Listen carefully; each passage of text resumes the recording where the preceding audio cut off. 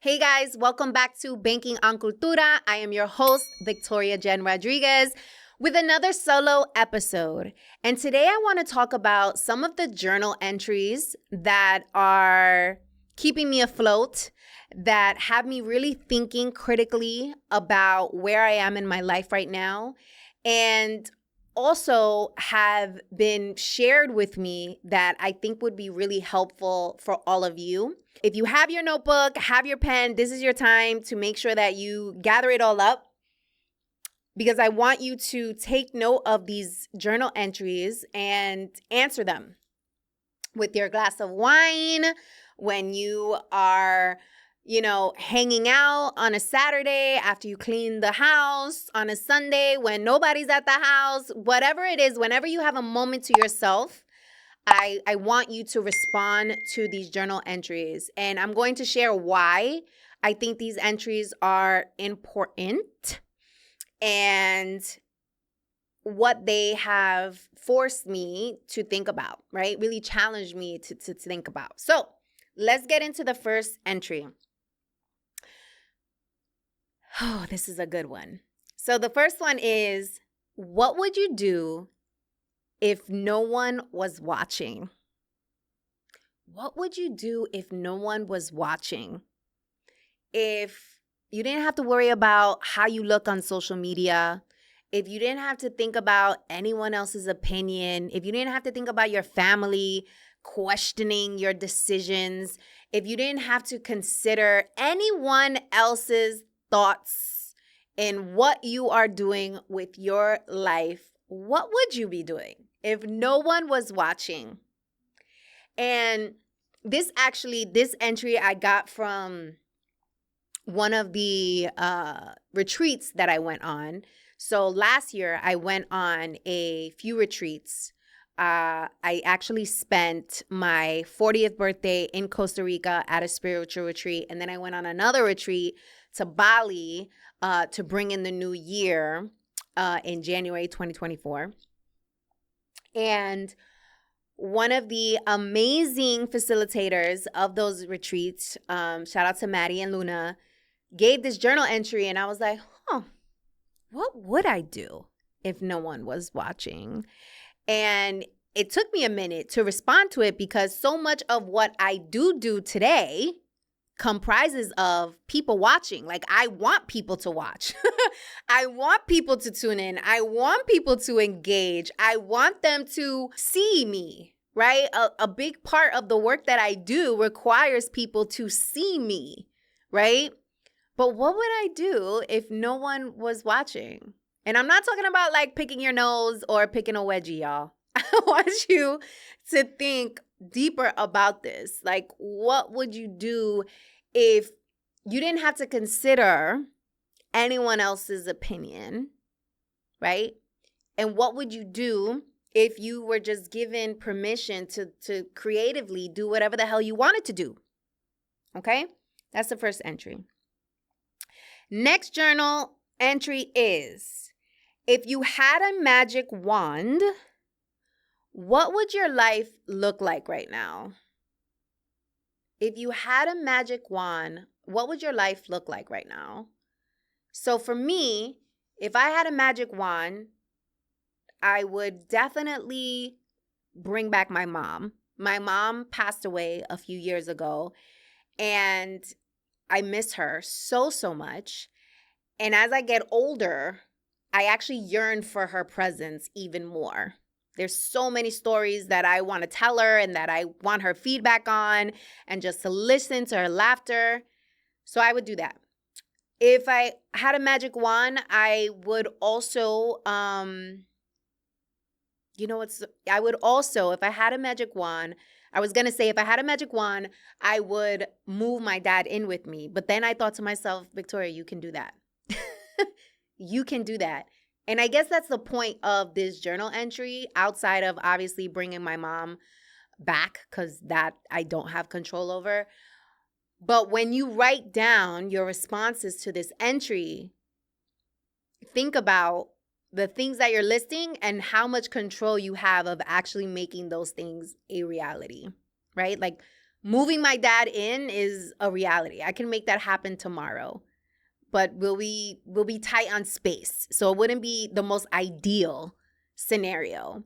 But I want you to reflect on the things that you are writing that you aspire to have if you had this magic wand, and if they are actually in your control to make it happen. Next journal prompt. What is one thing you can commit to every day that will bring you a step closer to a goal that scares the shit out of you? Ooh, this is a good one. What is one thing you can commit to every day that will bring you a step closer to a goal that scares the shit out of you? Why is this prompt important? This prompt is important because some of our goals are so outrageous and so ambitious, and that is a beautiful thing. But because they are so big and seem so far-fetched or out of reach, we procrastinate, or we allow fear to take over and we just decide like, oh no, that's just too much of a big dream. Like, I'm not even going to pursue it at all. We get overwhelmed. We have anxiety, stress, all the things, and it just keeps us stuck. So what is that one thing that you can do every day to get you closer and closer to that big, audacious goal that you have? Because if you're able to commit to that one small thing, you are triggering your brain to say, oh, wow, this actually can be a reality. And I'm making progress towards reaching this goal that scares the shit out of me. Next entry. We interrupt our program to bring you this important message. Ooh, this is really good. You should know about this. So I don't know about you, but I've been known to procrastinate, especially when things scare the hell out of me. The fear alone would have me stuck, overwhelmed, confused, and all types of self-doubt. And don't even get me started on the imposter syndrome. Okay. After getting laid off, not once, but 3 times, honey, I realized that the security blanket that I made up in my head was just an excuse because I didn't really want to bet on myself. The corporate benefits that had me in that headlock, girl, they went out the window once my job decided that they no longer needed me. Turns out that I'll save a whole nickel if I cut your salary completely. The truth is, the only security blanket guarantee is the one that you create for yourself. In other words, until you start a business, you will always be at the mercy of a company's headcount, and you will never have complete control over your time, which means you'll be renting out your thought leadership and helping build someone else's dream instead of your own. If you've been waiting for a sign, this is it. Don't you think it's time you stop playing small and tap all the way into your power, sis? Click on the link above or below this video to learn my 3-step process, the exact 3 steps that I took to make the transition from corporate to entrepreneurship. And this is helpful even if you don't know what type of business to start and have only one source of income. And this is absolutely free. It is my gift to you. I want you to win. It's winning season. In fact, what's that? It smells like winning season. Okay, so tap in and I'll see you inside the training. Let's go. And this is not so much a journal entry, but really an exercise for you. So I want you to track your time for 1 week. Just commit to 1 week. And when I say track your time, I mean literally every single thing that you are doing for every single minute of the day. If you go to the bathroom, track it. If you have a meeting, track it. If you are on the phone for 10 minutes, track it. Okay? I want you to track every single thing that you are doing for 1 week. And then I want you to look at how you allocated your time and ask yourself if you have time to focus on your dreams. One of the main excuses I get from women when it comes from starting or scaling up their business or doing something that really scares them or doing something that is really challenging and hard is they say they don't have the time. They don't have the time. And I always push back and be like, really? You don't got the time? And then I tell them to tell me how they are spending their time. And we discover together that, in fact, they do have the time. They are just not allocating the time to doing that thing that they want to do, but emotionally, they're like, ugh, right? So track your time for a whole week, and then I want you to get real with yourself and see, like, do you actually have no time? Or is it that you are not spending your time wisely and with intention? Next journal entry. What does happiness mean to you? What does it look like and what does it feel like? And I want you to challenge yourself to keep anything that you've seen recently, because naturally, our natural go-to will be something that we had just saw or something we had just experienced, and we'll use that as kind of like our defining definition of what happiness is and what it should look like. I want you to try and eliminate all of that and sit down and critically think about, what is it that makes you happy? What brings you joy? What makes you smile? What makes you feel alive? What makes you excited about life? And even if you're in a black hole and you might be depressed right now, or you're in a funk, there has to be something that is allowing you to keep going. Maybe it's breakfast. Maybe it's a bagel, right? Maybe it's your cafecito that you have in the morning. What is it? Write it down, right? What does happiness mean to you? What does it look like? What does it feel like? Okay?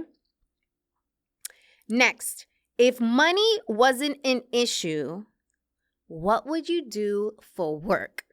This is a spicy one. If money wasn't an issue, what would you do for work? Why is this important? This is important because so many of us are living lives just keeping up with the Joneses. Like, we're literally just keeping up with the Joneses. We don't know what we really care about, what we value.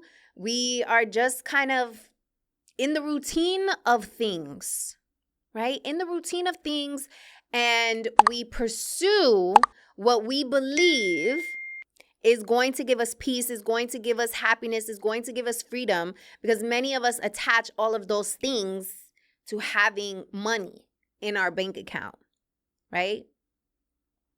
But I want you to really critically think about what you would do if money wasn't an option. Like, if you had all the money in the world, what would you do for work? And what that will reveal to you is what you should actually work towards in some way or fashion. Maybe it's you being a philanthropist and you want to give back. Okay, if that's something you would do when money was an option and you would volunteer all day, well, maybe you need to start spending more time volunteering, right? If you would be an artist because you love to paint abstract, right? You love to create these abstract portraits that mean something to you, but from the outside, it looks like a whole bunch of just paint splattered on a wall. I always think about that when I go to museums. I'm like, these people get paid how much for this? But anywho, that's a separate conversation. But the point is, if that is what brings you joy, figure out how to do more of that and figure out how to make a life around that. Because life is meant to be lived, darling. And it is meant to be lived happy, right? All right. Last and final prompt. And this one is a little gloomy. But again, the purpose of these journal prompts is to challenge you, is for you to think differently about life and for you to get real with yourself, right? Get real with yourself. So the final journal prompt, guys, is, if your life ended tomorrow, what would you regret not doing? If your life ended tomorrow, what would you regret not doing? And when you identify those things and write them down, I challenge you to take action, to take action. To take action. I was listening to a podcast earlier today, and they had said that the graveyard is the wealthiest real estate in the world. And it is because so many people die with the richness of their dreams. So, If you were no longer here, what would you regret not doing? Okay, guys, I hope you find these journal entries helpful. I would love for you to share with me on social media at I am Victoria Jenn or at Banking on Cultura. If you are open to sharing it with me, I would love to read your entries and share and all the things. So let me know if you think this was helpful to you guys. And of course, please share it on social media with me so that we can have a conversation about it. All right, guys, thank you so much for tuning in, and I will see you on the next episode. Hey guys, if you enjoyed this video, I'm pretty sure you're gonna love the next one. So make sure to click right here and tap into the next episode.